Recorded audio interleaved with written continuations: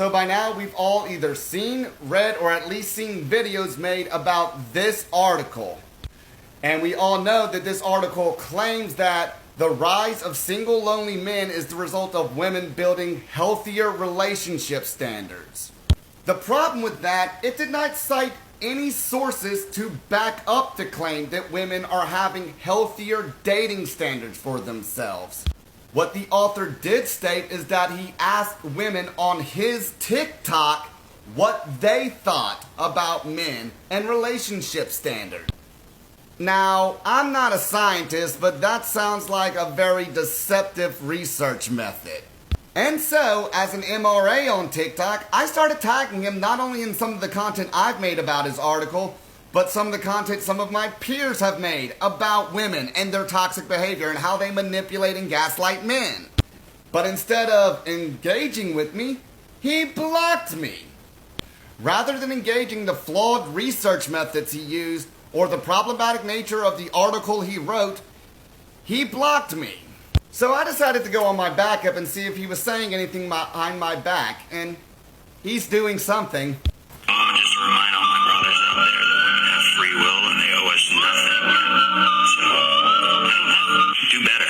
Yeah, well, men also have free will, and we don't owe women anything either. So that kind of goes both ways there, Kuyan. And as a mental health care expert, you know that men are committing suicide at 4 times the rate as women. And yet you have created a very viral and problematic article to gaslight men for being in this kind of situation and weaponizing their desires to simply want to find love and intimacy against them. You are closed off to peer review, you are not getting the man's side of the story, and you are the very reason why men don't seek mental health care. I actually engage men and ask them why they don't go to therapy, why they don't seek help, and I am saying this as a guy who does go to therapy. The majority of men say that they have already tried therapy, they have already tried to get help, but the only thing they got was blamed for all their issues, or they were overprescribed medications that made them feel off. It's funny because all these women want to say men need to go to therapy, which has really just become a politically correct way of telling a man to man up.